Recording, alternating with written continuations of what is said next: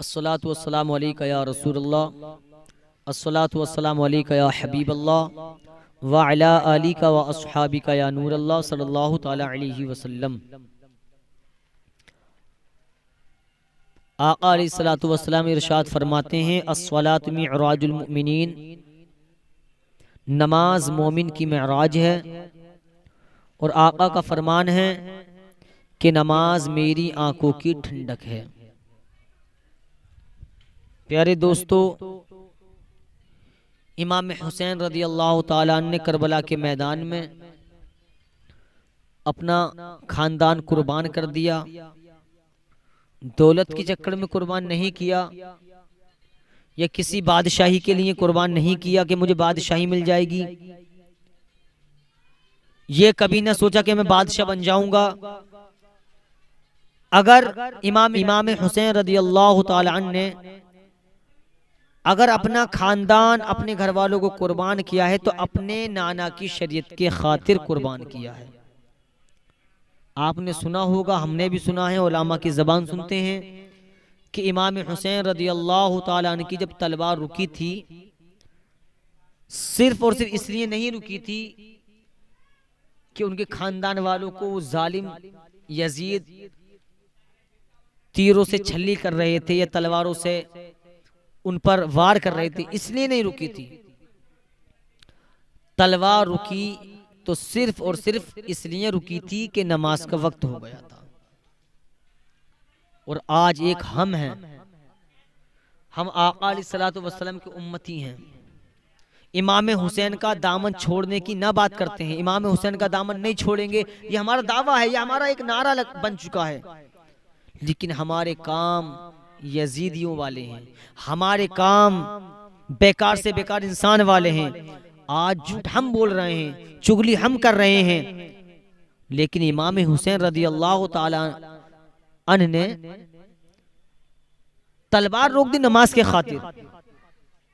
ये जो मुक़द्दस महीना रमजान का चल रहा है, न जाने कितने ऐसे हैं हमारे, कुछ नौजवान भी हैं और कुछ ऐसे भी हमारे बुजुर्ग हैं, ताकतफुल है, वक़ारफुल है, ताकतवर हैं, रोजा रखने की ताकत रखते हैं, लेकिन फिर भी रोजा नहीं रखते। रमजान शरीफ में हमारे कुछ नौजवान इधर इमाम साहब कुरान शरीफ सुनाते हैं और सफों में इस कदर लड़ाई होती है, सफों में शैतानियां हुआ करती हैं। कोई किसी की टांग पकड़ कर खींच रहा है तरावियों में कि तुमने नमाज को हल्का जाना।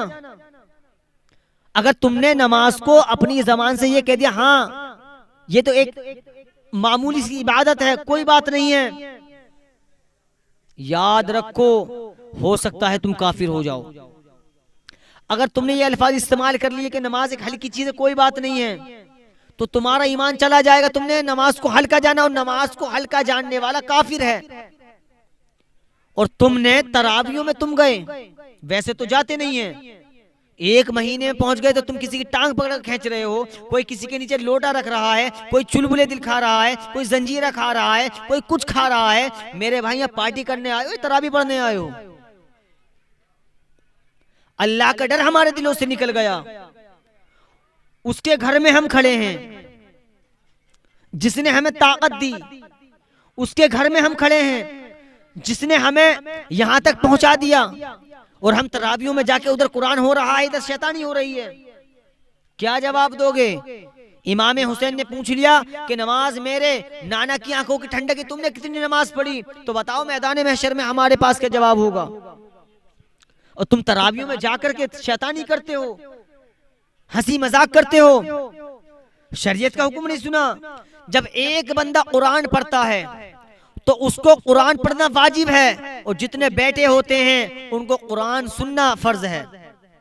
और ये तरावियों में जब इमाम सुनाता है तो वो तो अपनी नमाज में कुरान पढ़ रहा है, हम उस वक्त क्या करते हैं? हम खामोश रहते हैं। तो पता ये चला कि हम कुरान को सुन रहे हैं, तो सुनना क्या है? फर्ज। और तुमने नमाज को इतना हल्का जाना कि तरावियों में तुम शैतानी करते हो, और फिर भी अल्लाह ताला तुमसे अपनी रहमत और तुमको देता है। अल्लाह ताला हम पर अजाब नहीं करता,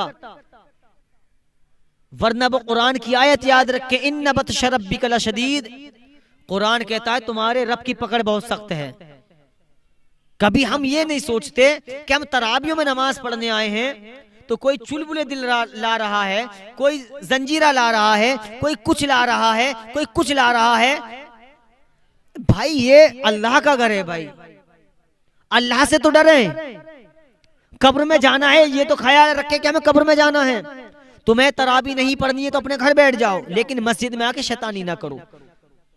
हमारे सबसे ज्यादा इसमें जो शामिल हैं वो हमारे नौजवान भाई हैं। 20 रकात नमाज पढ़ना इतना दुश्वार हो जाता है, उधर बेचारे का इमाम का जहन भटकता है, इधर ये शैतानी करते हैं, उधर जहन भटकता है इमाम का।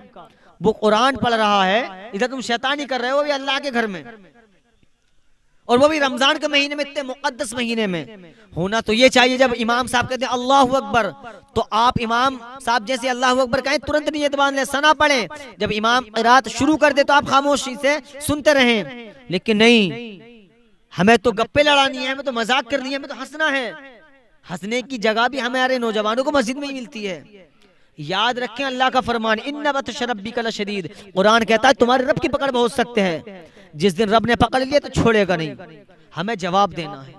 कुछ तो सोचो अपनी जिंदगी के बारे में, कुछ तो सोचो। अगर तुम्हें किसी ने थाने में बुला लिया तो पुलिस वाले के सामने तुम उफ तक की नहीं कर सकते, बोल नहीं सकते, कब कब आओगे। हमें जहां कब कबाना चाहिए था हमने तो वहां मजाक करी, यानी कि हमें अल्लाह की बारगाह में अल्लाह अकबर कहकर हमने नियत मान ली, हमें अल्लाह से डरना चाहिए था, हमने मजाकों में निकाल दी पूरी तराबी। अगर आपको तराबी नहीं पढ़नी है तो अपने घर बैठे, मस्जिद में ना आए। तराबी नहीं पढ़नी तो नमाज पढ़ के चले जाएं। फिर क्या हो, फिर मना इसलिए कर रहा हूं कि कम से कम आप शैतानी से तो बचे रहेंगे, गुनाहों से तो बचे रहेंगे। इसलिए प्यारे दोस्तों, जब तराबी पढ़ें, जब मस्जिद में तरावी पढ़ने जाएं तो इन खुराफात से दूर रहें, मजाक ना करें। कोई चीज खाने पीने की नहीं होनी चाहिए हमारे मुंह में न जेब में, इससे हम परहेज करें। हमें अल्लाह को राजी करना है यार, ये महीना अल्लाह को राजी करने वाला है। हमने शबे मेराज को ऐसे निकाल दिया, शबे बारात को ऐसे निकाल दिया। कम से कम मुकद्दस महीना रमजान का चल रहा है, इसे तो हम सही तरीके से, इसका जो उन्वान है, इसका जो आगाज है वो नेकियों की तरफ है, कम से कम नेकियों की तरफ तो मुतवज्जे हो जाएं।